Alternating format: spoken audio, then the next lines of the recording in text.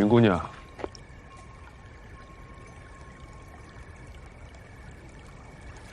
这么晚了还不睡吗？知恩不是也没睡吗？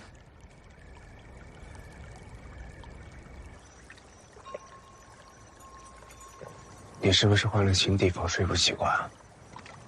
要不要我让下人给你安排点安神的汤药？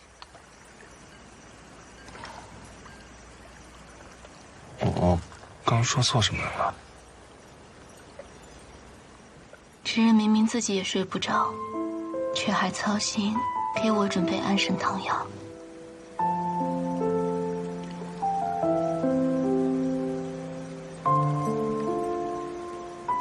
我是说错什么话了吗？没有，我也刚刚换了新地方。他们说我已经是执刃了，让我搬到哥哥原来住的房间里。知恩大人，前少主的衣物。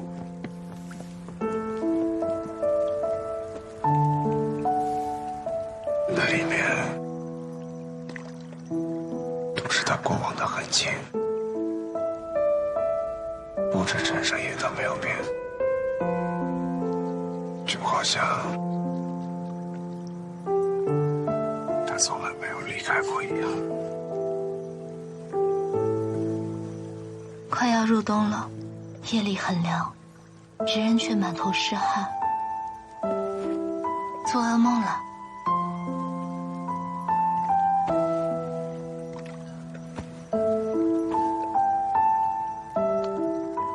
怎么不擦？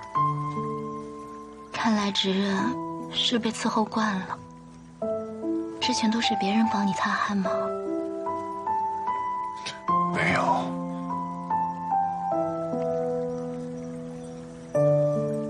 除了我娘，我娘她会给我擦汗，但不会给我擦眼泪。你小时候很爱哭。每个人总有伤心的事嘛。但我娘跟我说，男子汉不要哭，所以后来我也就渐渐不哭了。我以前也常常做噩梦，睡不着的时候，妹妹就会唱歌给我听。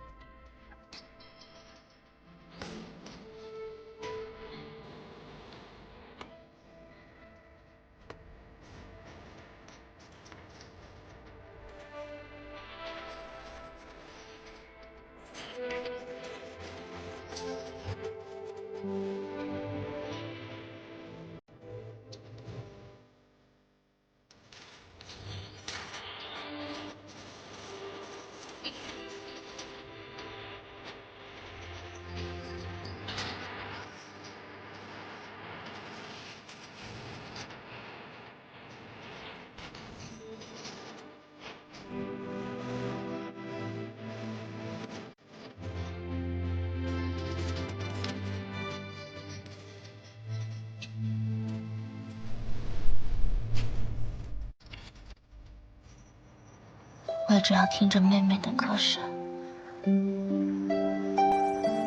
就再也不会回到噩梦里。你跟你妹妹的感情一定很好吧？你离开离西镇，进入宫门，她一定很想你。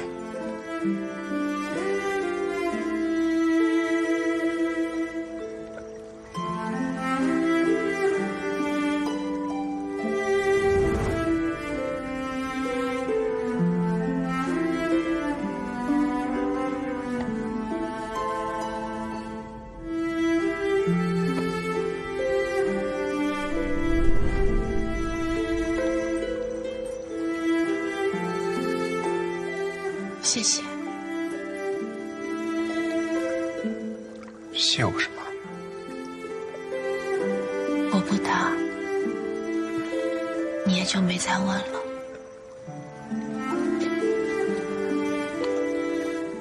有时候，没有答案也是一种答案。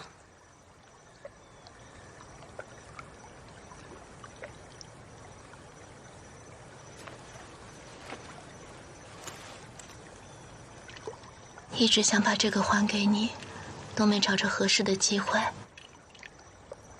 这个挂件，我看知恩日日挂在身上，想必是你的真实之物吧？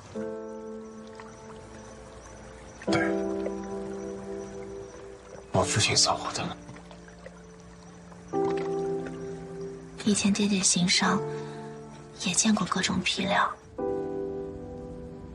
这个狐狸毛色泽纯净，花纹对称，如此上等的狐狸毛，必定是你父亲花了很多心思才寻到的吧？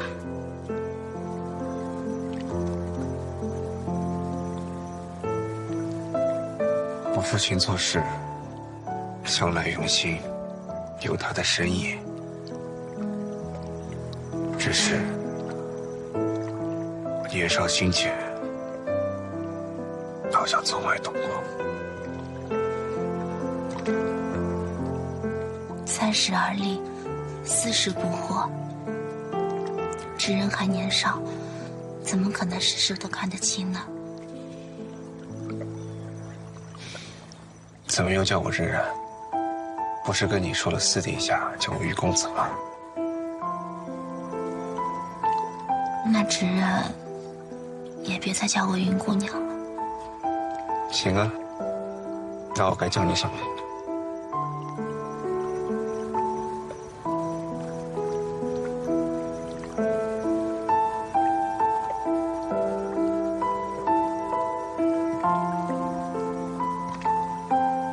怎么不回答？有时候不答就已经是回答了。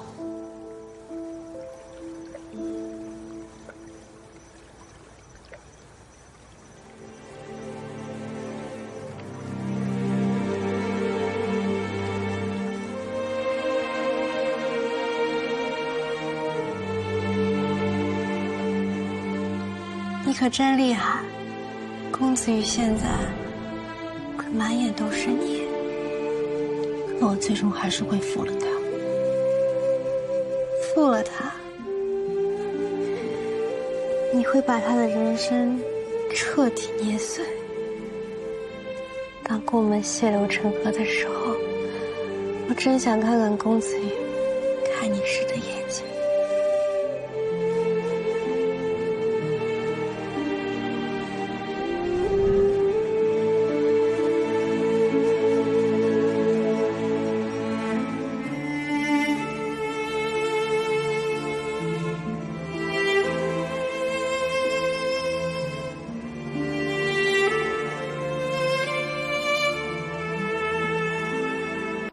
等一下！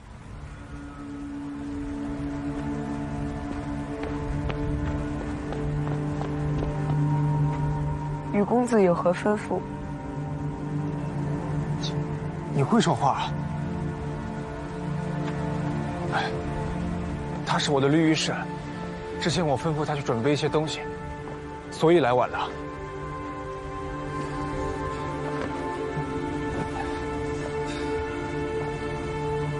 宫门祖训规定，贴身绿衣使可以一起闯关，对吧？但你的绿衣使是金凡。我身为宫门执刃，有权任命自己的绿衣使。云微山姑娘，现在就是我新的绿衣使。宫门没有规定女子不能为侍吧？女子可以为侍，但我想看一下云姑娘的绿玉手环。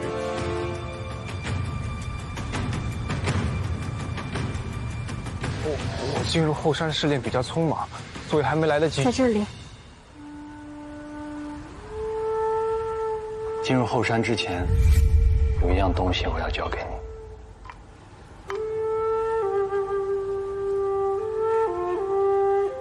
如果被人问起，就说你是执刃大人的绿玉石。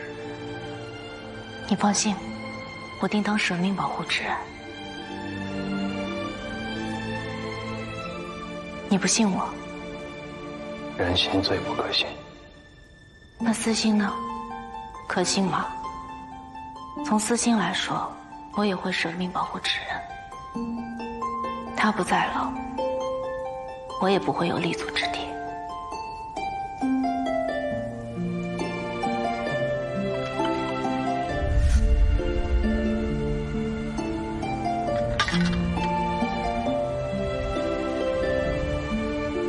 我去准备一间客房，云文山姑娘，请跟我来。不用，我和云姑娘同一间房即可。这不合规矩吧？云文山姑娘是我指定的未婚妻，父亲去世，我当首相，只是暂时推迟了婚期而已。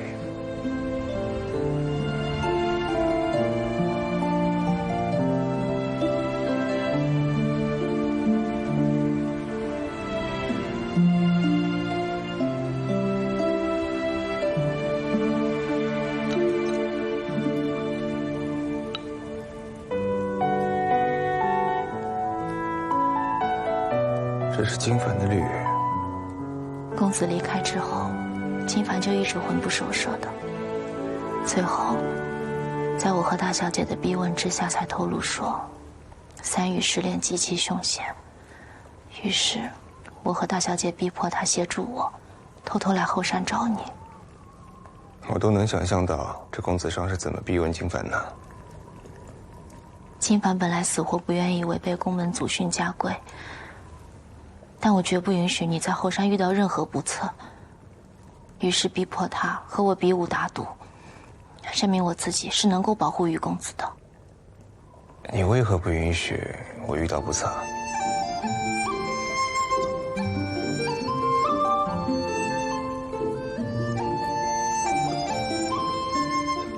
你说呢？好。所以你是比武输了？并和公子上一起耍赖，逼迫金凡，对吗？不是，我赢了。你赢了金凡？可能他本就内心有愧，再加上碍于我的身份，所以对我手下留情了吧。但他始终不认我是你的执刃夫人，觉得我没有资格进入后山，最后才想了这个下策，将他的绿玉手环给了我，让我代替他，以绿玉师的身份进来。那现在你到底是执刃夫人呢，还是绿玉氏？都还没正式拜过天地，当然不是执刃夫人了。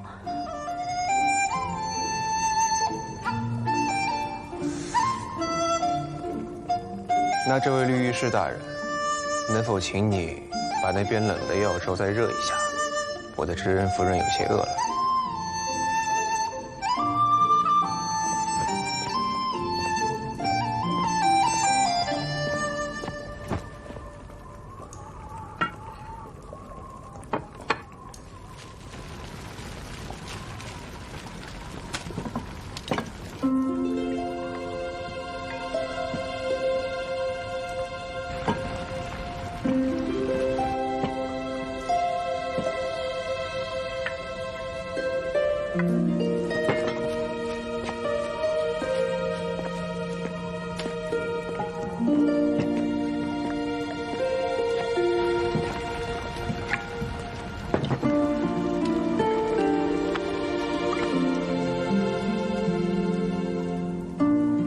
我想把这屋子照得更亮一些，这样就能把你看得更清楚。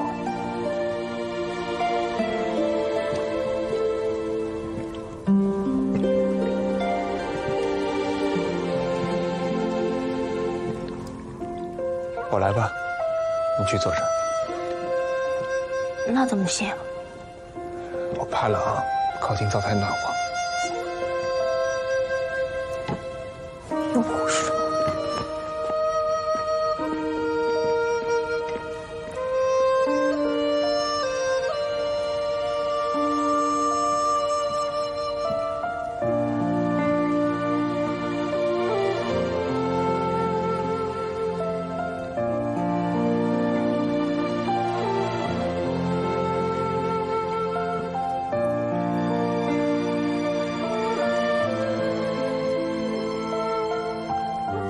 姐，你有什么心愿吗？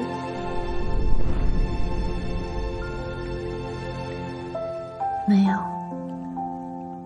一个想做的事都没有。人心里总要有点念想，才能熬过现在的苦吧。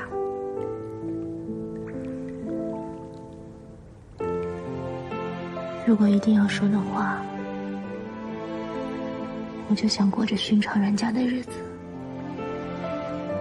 与心爱的人洗衣、煮粥，在大雪封山的隐士角落里，点一盏灯，烧一炉火，过着无人打扰、厮守的日子。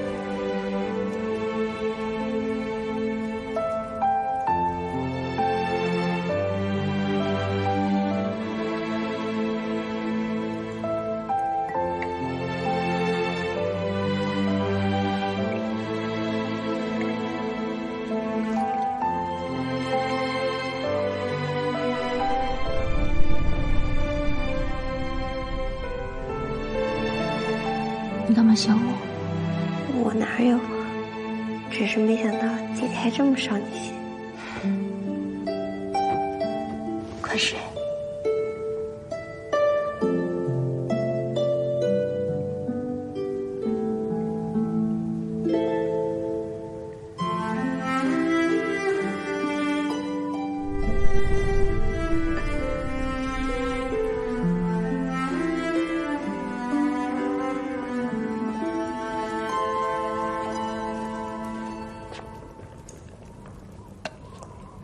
等一着。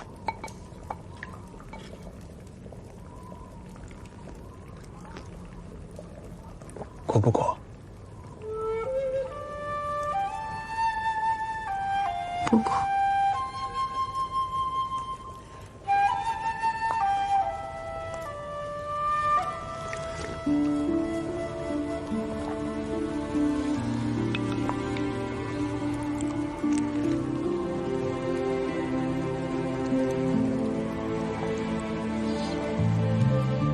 以后都不会让你吃苦的。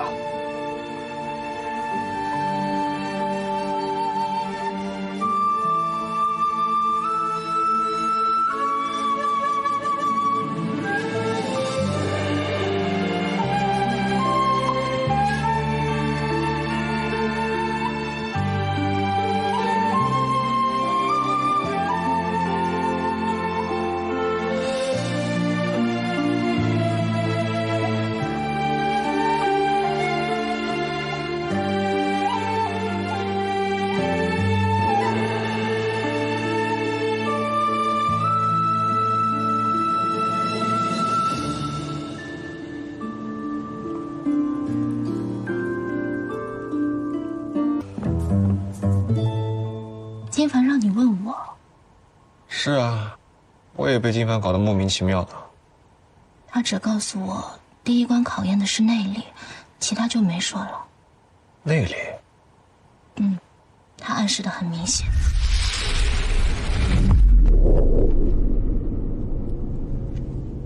但这寒冰池怎么看都是考验水性啊。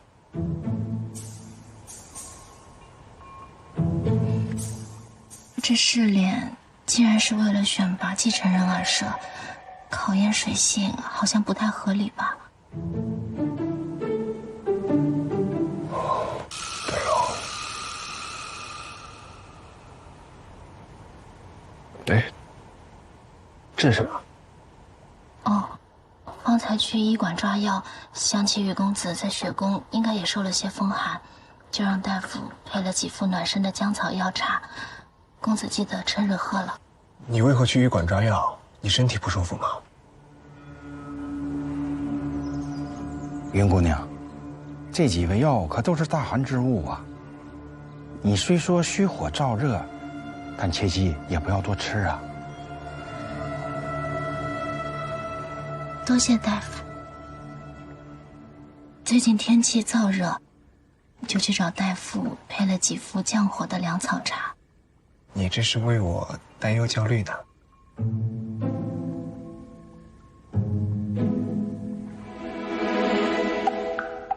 方才看见下人们都往屋子里送兵，说公子要练功。别提了。我知道公子闯关心切，但也切莫操之过急，身体吃不消的。放心，我没事的。那我先下去了，公子记得把药喝了。哎，阿云，你不多待一会儿吗？阿云，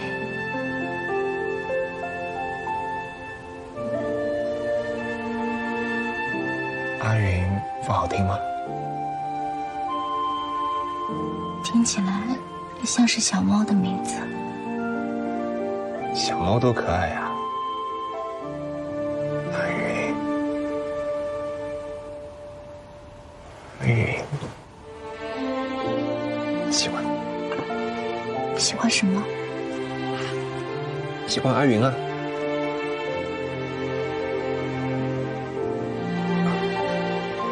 喜欢这个名字。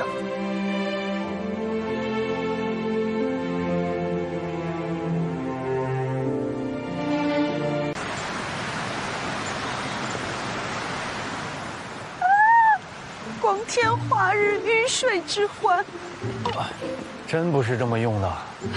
好一对金童玉女，我居然有一些伤感的感觉。怎么说呢？耳大不中脸。我觉得你在占直任便宜啊！瞎说什么呢？他是我弟弟，再帅也是不行的。我姐姐口无遮拦，你不用介意啊。不过她为人很好，心地善良。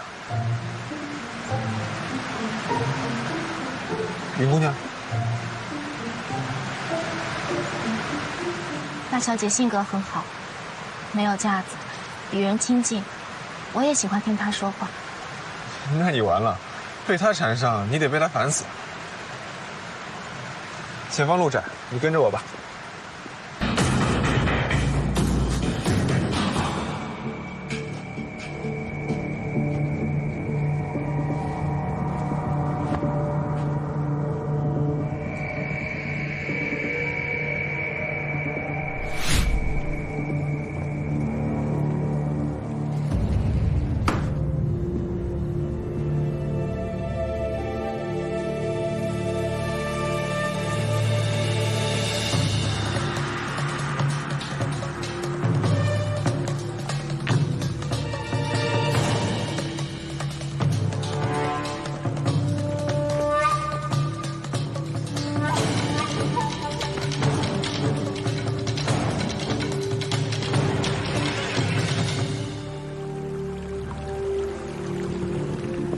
雨公子，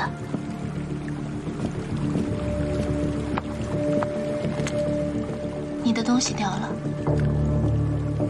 直公子，直任大人在河边捡到了您的暗器囊袋。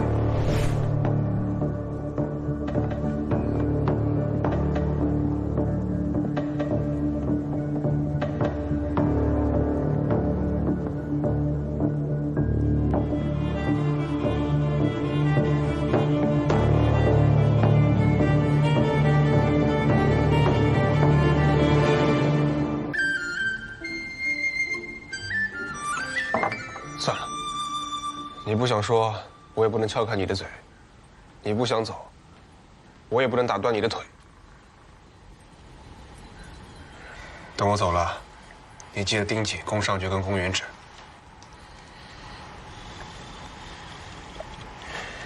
直任大人，请你务必小心啊，而且千万别逞强。你这人，你又是咬紧牙关，又是欲言又止，怎么这么烦人呢？本来没什么，被你一说更紧张了。直任大人，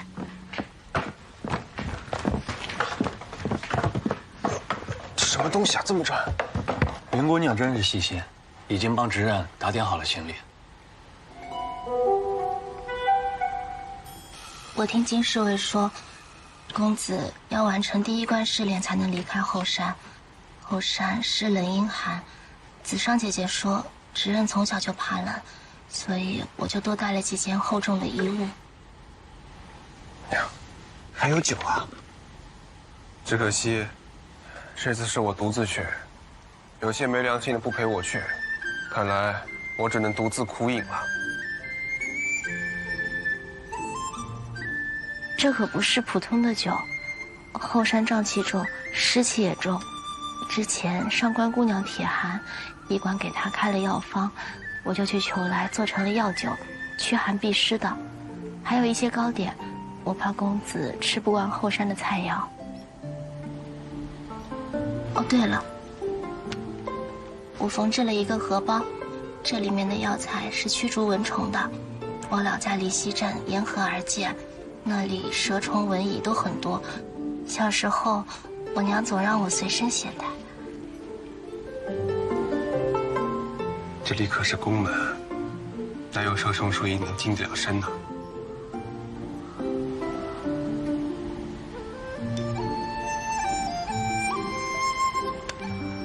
不要紧，坐都坐了，我拿着吧。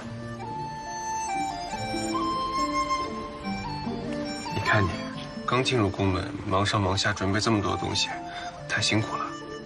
父亲去世之后，家里光景大不如从前，下人们也都遣散了很多，我已经操劳惯了，做这些没什么的。以后这些事儿，不需要你来做，让其他人来做。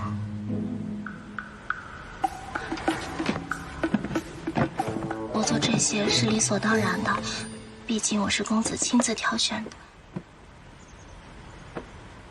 亲自挑选的？亲自挑选的什么？这人还缺什么吗？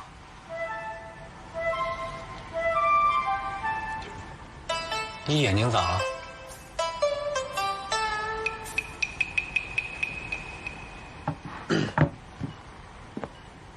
公子什么时候出发？3日后出发，祭根咒，宜出行。不如我和公子一起去吧，还能随时照顾你。那恐怕不行，去失联的宫门子嗣，只能携带自己贴身的绿羽侍卫。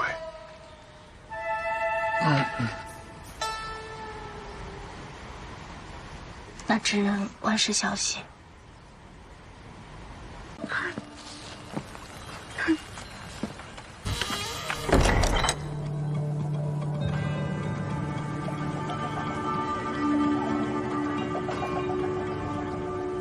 君子比试，点到为止。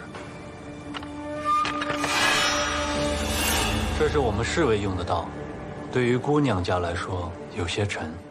无妨。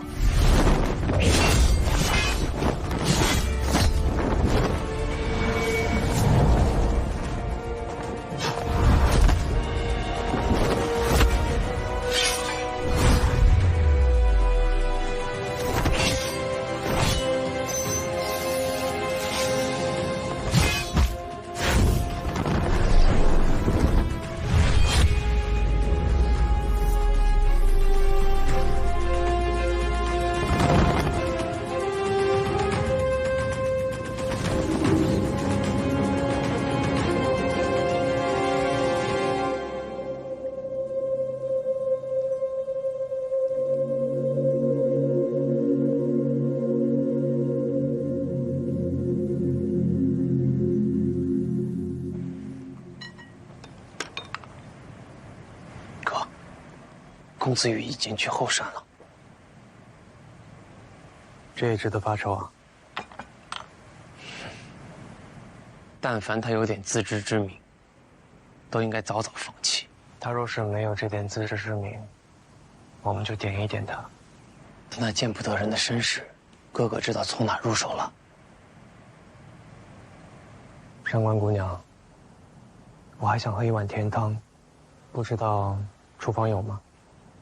有。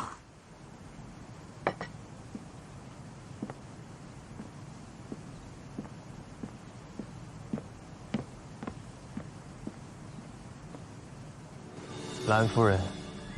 兰夫人？她不是已经死了吗？死人不能开口说话，但有活着的人可以替她说话。当年服侍兰夫人待产的贴身丫鬟，一定比我们知道的多。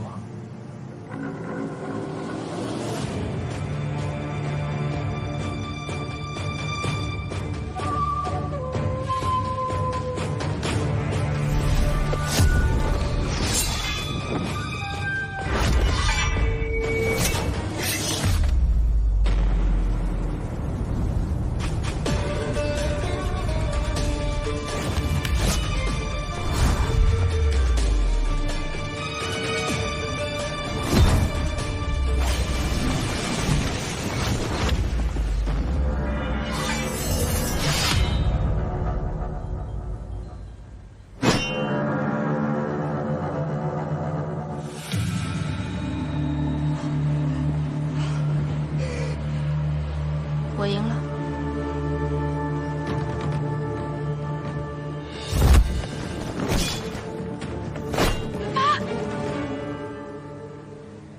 你虽然用刀和我比试，但你的全部招式皆为刺剑、突剑，而你用的剑法我恰好知道，清风九式剑，这是清风派秘而不传的顶级剑法，而这清风派已归顺无锋。说，你是清风派什么人？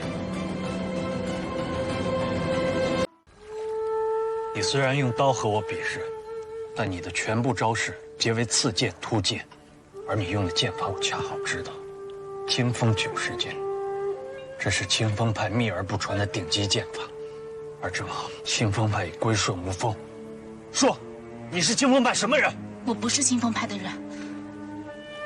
清风派的嫡传弟子顶多也就精通3、4式，能够全部掌握9式剑法的人屈指可数。你说你不是清风派，一派胡言。我的母亲只是寻常妇人，父亲一身经商。别来这套！放河灯的时候已经用过一次了。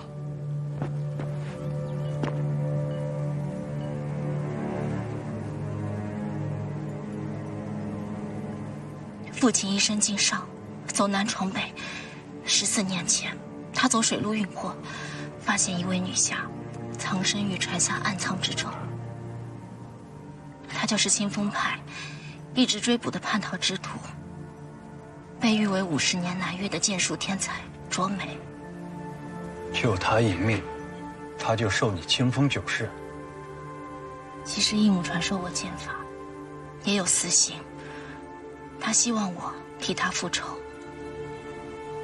卓梅当年对一名年轻男子动情，触犯了门派戒律，被当时的掌门、他的同辈师姐点出，严刑惩戒。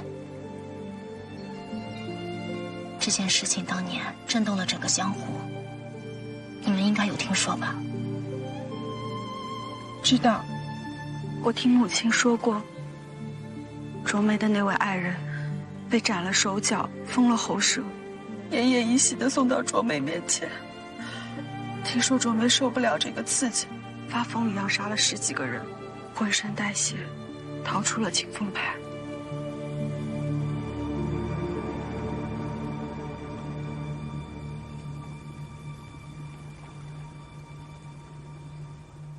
原来江湖上消失的卓梅一直藏在你家。你嫁入宫门，是为了利用宫门向屏风派报仇。义母在前几年就已经去世了。这些年，他一直心绪郁结。在临终之前，他对父亲说：“如果这世上还有一个安宁之地，那便是宫门。”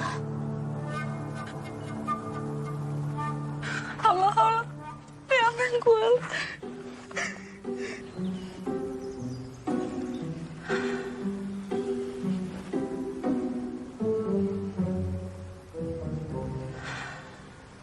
现在可以让我去后山了吗？金帆，如果那个试炼真的有你说的那么危险，那公子羽身边有个人照顾，不是更好吗？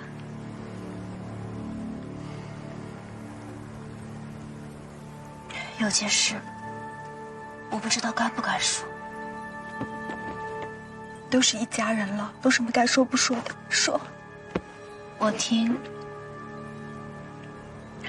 上官浅说，爵公子和直公子知道直人已经入山，很是高兴，然后商量着要做一件事。具体何事我不太清楚，但他们说，直人一时半会儿很难通过第一关试炼，他们有足够的时间可以完成。天哪，那还能有什么好事儿啊？此话当真？我们必须抓紧时间啊！晚上碰面合计合计，争取明天一早就把云为山送到公子羽那里去。不过香树追踪是最难的一种，而且最长的留香时间不过12时辰。不行，不行，要进后山找直人，必须今晚连夜进去。明天一早就再难见到直人了。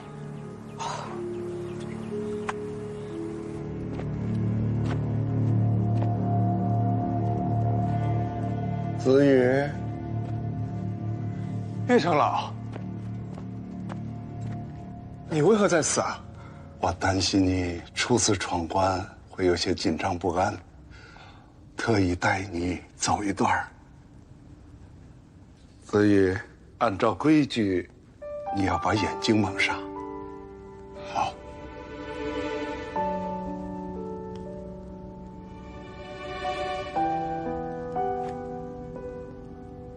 来，把手给我。来，啊，慢点。金凡，你在哪儿啊？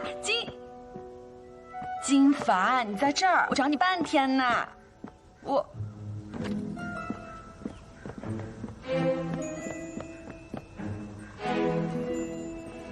大小姐，有什么事吗？哦，有，我要问你啊，你是喜欢金色呢，还是喜欢紫色，还是喜欢金紫色？金色、紫色我都不喜欢，我只喜欢我的绿玉和我的黑色侍卫服。大小姐，我还有任务在身，没时间陪你玩。有任务？你每天寸步不离的在公子羽身边，他现在去后山啦，现在是你的假期。那么假期呢，就要花一些时间，在美好的事和人身上。直人临走之前，叫我盯紧宫上诀和宫元指。他们很重要吗？他们不重要，直人重要。那我和公子羽谁重要呀？公子羽重要。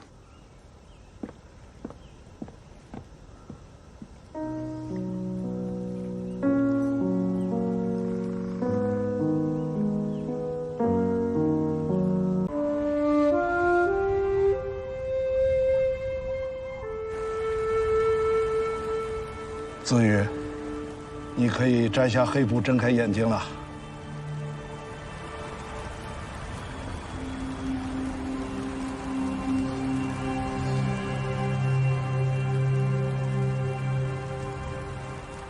前面就是雪宫入口，也是你将面临的第一狱。你如果有带后衣，就在此换上。霜月飞雪，注意保暖。前方有人接应，我就不送了。子羽，保重。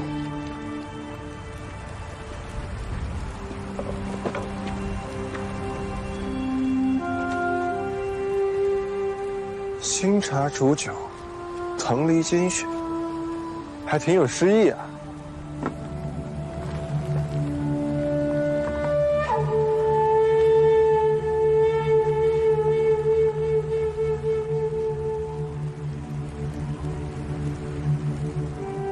羽公子，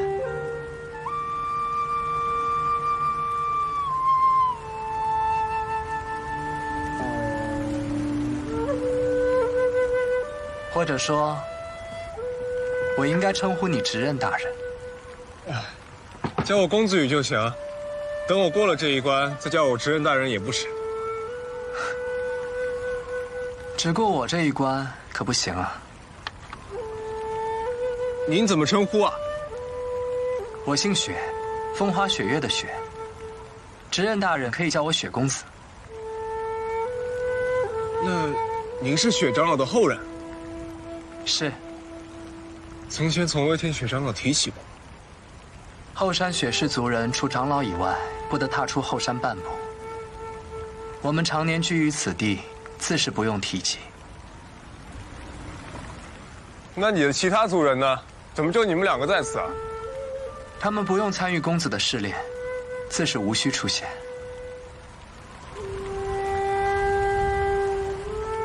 从小在前山长大，竟不知这宫门后山如此辽阔。您是第一关试炼的守关人，那是不是意味着其他2个家族也身居在宫门后山啊？禹公子才思敏捷，待执任大人闯关完成，后山全貌自会知晓。看来这宫门后山秘密还真不少。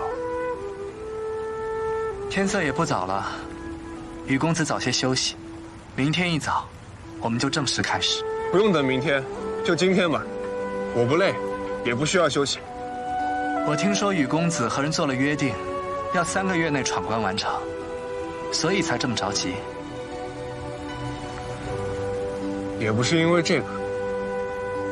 禹公子还是先休息吧，不急这一时。雪虫子，麻烦你了。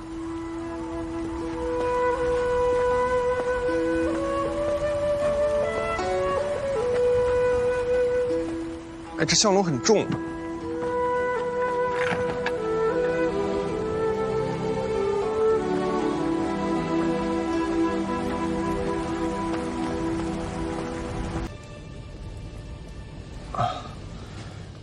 你先去忙吧，我一个人可以。哦，你不会说话啊？可是我看不懂手语。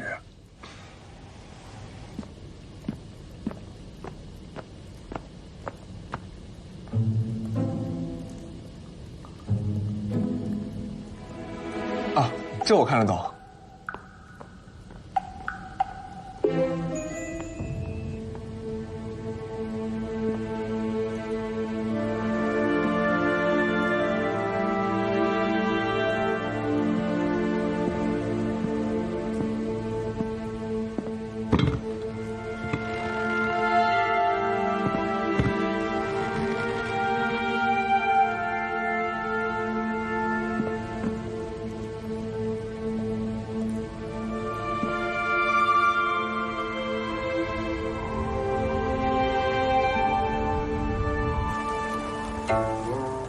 今年的雪莲越来越少了，看来这后山的瘴气愈发严重。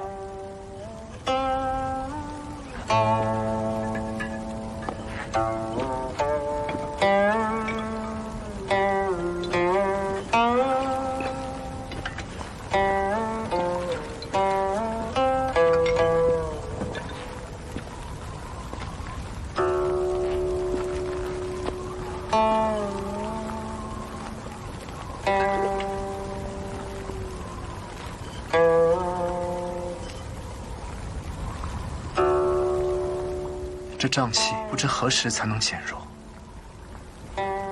若新执人能够早日继位，希望他能有所作为。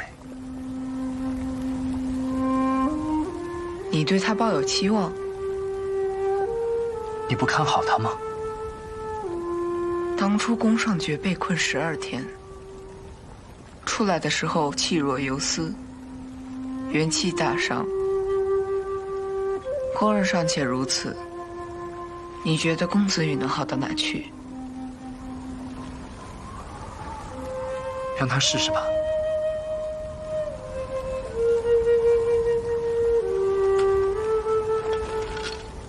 去叫醒他吧。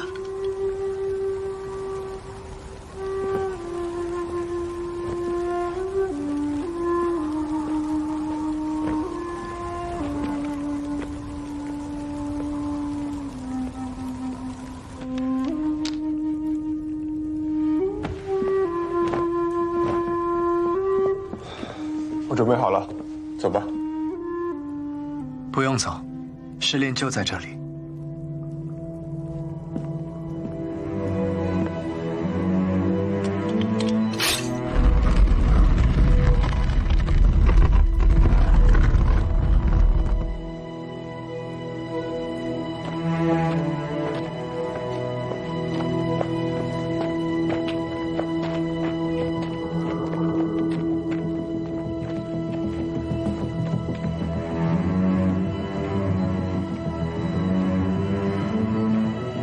于公子，此处便是3域试炼的第1关所在地——寒冰莲池。寒池，我听前山的人说起，说你从小体寒，天生怕冷。是啊，所有人都知道我天生畏寒。你们这关，不是故意针对我的吧？直认自我感觉这么良好。寒冰莲池历来都是试炼者的第1关，100余年来一直如此。这里的水冰冷刺骨，极寒无比，却终年不动。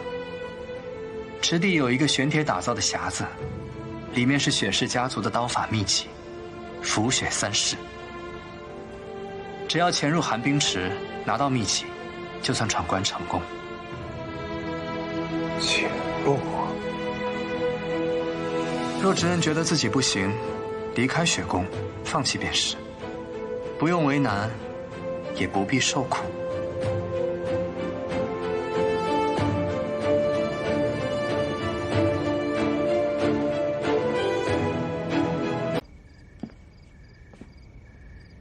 没有，但我有。我就想多陪着公子。有什么需要，尽管吩咐我去做。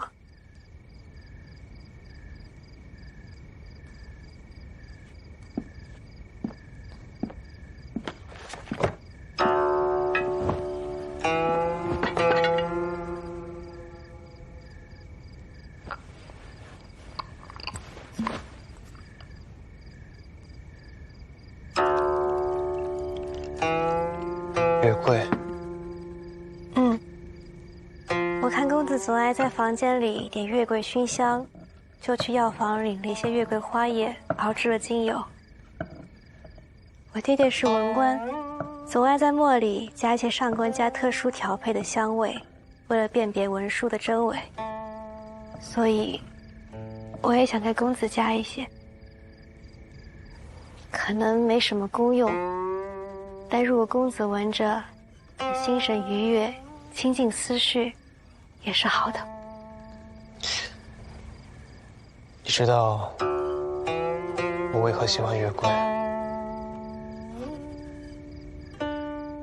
教我礼乐的先生也曾教我辨识花草，粗通药理。月桂是种既恐怖又有魅力的植物，它的花意是蛊惑。的确，世人常说，月桂既危险又迷人，代表了蛊惑。但其实月桂的花意还代表着胜利。小女不才，让大人见笑了。月桂一直是传说中的长生之药，月中至宝，难以摘折。若有幸，可以寻到吴刚在广寒宫中种下的月桂花枝，无论挂上什么，铜钱也好，金玉玛瑙也罢，都可以无限采摘，馥郁满盆。能够摘到月桂花枝，绝非易事，所以人们将才子中举称为折桂。而西北方的一些蛮族，他们则喜欢将月桂花枝编织成环，做成头冠，送给凯旋而归的将士。所以，月桂也代表着胜利。这才是我喜欢月桂的原因。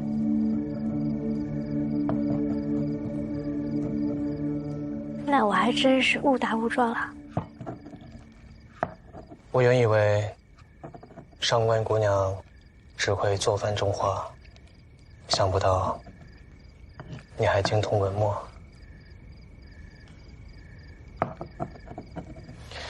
以后厨房的事你就不用费心了，按照我以前的习惯来就好。待在厨房对你来说有些委屈。公子若是不喜欢鲫鱼，我可以换其他的。我确实不喜欢。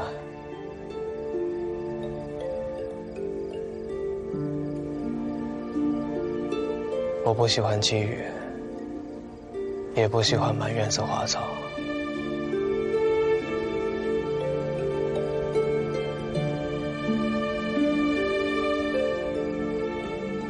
那公子为何还任由你初到绝宫，急于建立威信，我自是不便驳了你面子。你是我亲自直选的新娘，绝宫未来的夫人。但是，我希望你懂分寸，知进退，远是非。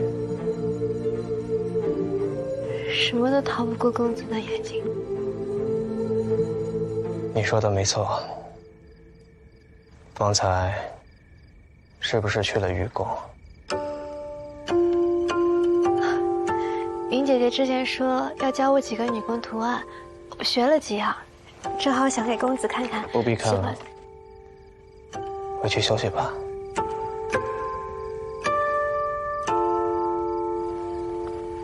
是。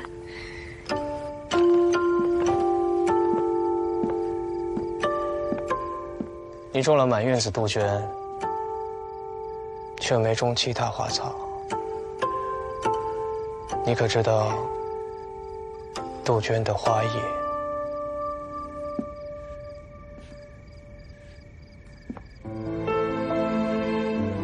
知道。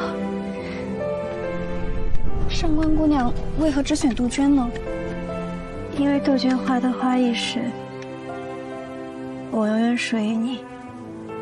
哎呀，姑娘心思可真细，好浪漫呀！但愿绝公子能懂姑娘的心意。宫儿先生饱读诗书，自然能懂。